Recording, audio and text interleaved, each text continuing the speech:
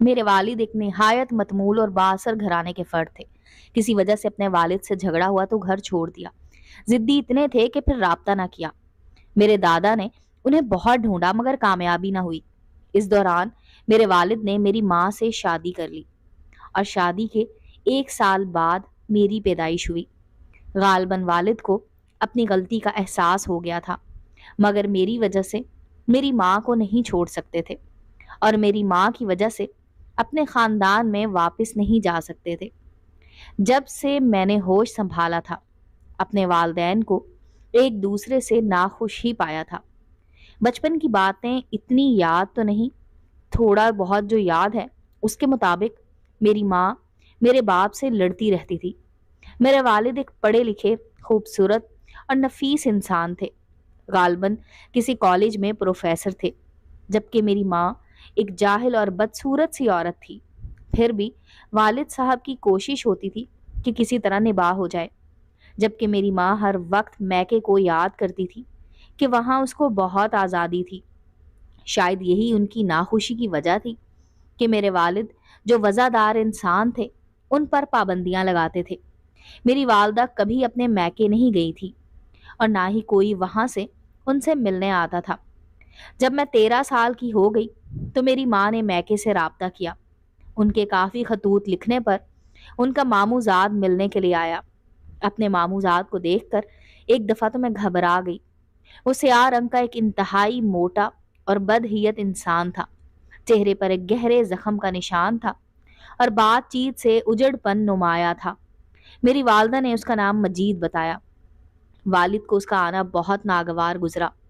وہ ناراض ہو کر گھر سے چلے گئے اور جاتے جاتے والدہ کو کہہ گئے کہ جب میں واپس آؤں تو مجھے یہ یہاں نظر نہ آئے۔ میری والدہ نے والد کے جاتے ہی اس کی آؤ بھگت شروع کر دی۔ مجید بھی والدہ کو دیکھ کر بہت زیادہ خوش تھا۔ دونوں کافی دیر تک باتیں کرتے رہے اور پھر جیسے ہی وہ شخص اچانک آیا تھا ویسے ہی گھر سے اچانک چلا گیا۔ مجھے نہیں معلوم میری ماں اور اس میں کیا بات چیت ہوئی تھی، مگر اگلے روز سے ہی اس نے میرے باپ سے شدید جھگڑا شروع کر دیا اور ہر وقت طلاق کا مطالبہ کرنے لگی۔ میری ماں اب میرے باپ کو کوسنے دیتی کہ اس نے میری آزادی سلب کر کے زندگی تباہ کر دی ہے اور اب وہ مزید اس جہنم میں نہیں رہ سکتی۔ والد نے والدہ کو سمجھانے کی بہت کوشش کی، مگر وہ کسی صورت کو ماننے کو تیار نہ ہوئی۔ اس پر ابو نے کہا کہ تمہیں طلاق اس صورت میں دوں گا کہ بچے میں اپنے پاس رکھوں گا۔ ماں کو میرے بھائی کی ذرا بھر پرواہ نہ تھی۔ وہ ویسے ہی ہر وقت بیمار رہتا تھا اور ماں کی توجہ حاصل کرنے کے لیے روتا رہتا تھا، جبکہ ماں اسے دھتکارتی رہتی تھی۔ لیکن میری ماں مجھے نہیں چھوڑنا چاہتی تھی۔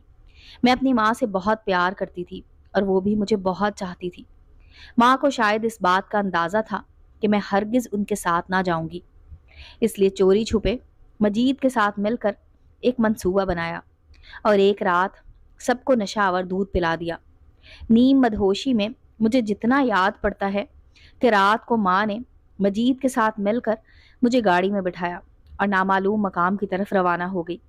جب اگلی صبح مجھے ہوش آیا تو میں ماں کے میکے میں تھی۔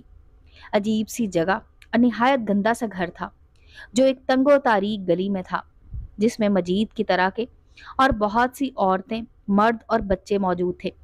میں گھبرا کر رونے لگی۔ ابو بہت یاد آ رہے تھے۔ جب میں نے رونا، چیخنا، چلانا شروع کیا تو مجید نے مجھے بری طرح مارا اور دھمکی دی کہ اب آواز نکالی میں تمہاری بھائی کا گلا گھونٹ دوں گا۔ یہی نہیں، اس نے اس کمزور سے بچے کو اٹھا کر زمین پر پٹخ دیا جس سے وہ معصوم بے ہوش ہو گیا۔ میں اپنے بھائی سے بہت زیادہ محبت کرتی تھی، اس لیے اپنے بھائی کی خاطر چپ ہو گئی۔ مجھے سخت حیرت تھی کہ میری ماں دور بیٹھی تماشا دیکھ رہی تھی، جیسے اس کا ہم سے کوئی تعلق ہی نہ ہو۔ میری عمر اس وقت کوئی 13-14 سال ہوگی۔ بہرحال اندازہ ہو گیا کہ ماں کا تعلق کس کماش کے خاندان سے تھا۔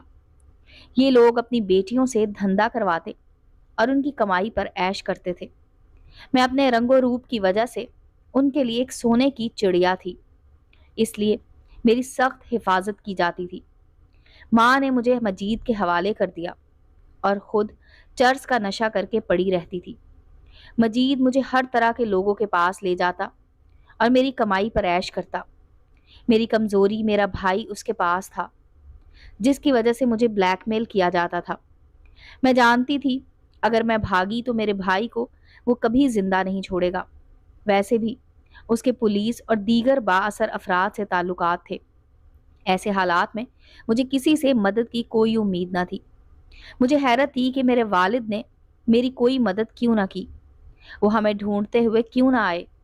میں اس زندگی سے سخت نفرت کرتی تھی اور ہر وقت اللہ سے دعا کرتی تھی کہ مجھے اس زندگی سے نجات دلا دے۔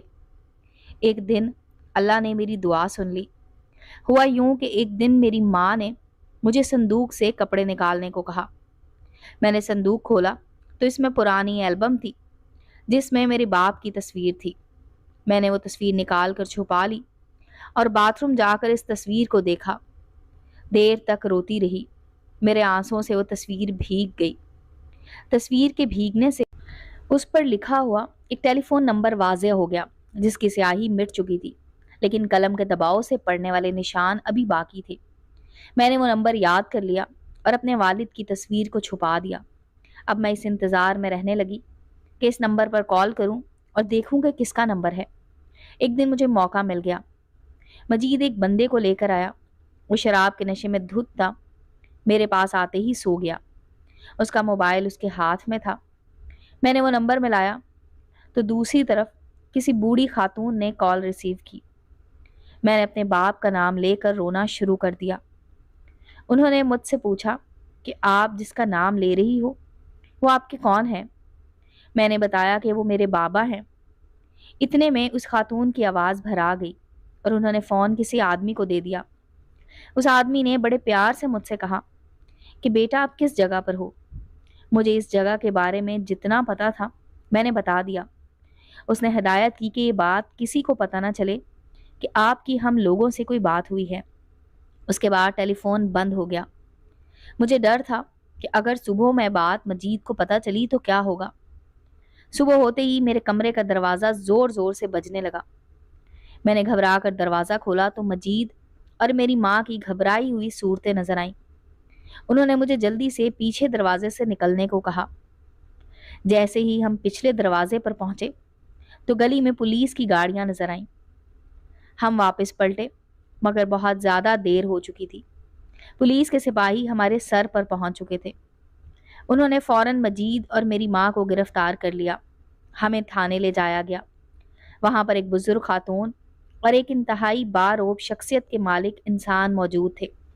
چہرے سے اپنے بابا کی شباہت نظر آئی۔ میں نے رونا شروع کر دیا۔ خاتون نے فوراً اپنے سینے سے لگایا اور تسلی دی۔ تھانے دار اور دیگر سرکاری حکام اس سے کافی مرعوب نظر آ رہے تھے۔ ہمیں فوراً ان لوگوں کے حوالے کر دیا گیا۔ وہ لوگ ہمیں ایک عالی شان حویلی میں لے آئے۔ حویلی کے در و دیوار پر میرے بابا کی جوانی کی تصاویر آویزاں تھیں۔ بہرحال ہم بہن بھائی کو اپنے دادا کے گھر امان مل گئی۔ دوران تفتیش مجید اور میری ماں نے دلکہراش انکشاف کیا کہ اس رات جب مجھے اغوا کیا گیا تو دونوں نے مل کر میرے نیک صفت باپ کا گلا گھونٹ دیا تھا۔ میرے دادا نے ان پر کیس کر دیا اور دونوں کو پھانسی کی سزا ہوئی۔ اس واقعے کو 10 سال بیت گئے ہیں۔ میری شادی اپنے بابا کے خاندان میں ہو گئی اور میں اپنے شوہر اور بچوں کے ساتھ بہت خوش و خرم زندگی گزار رہی ہوں۔ میرے بھائی کو اعلیٰ تعلیم کے لیے امریکہ بھجوا دیا گیا۔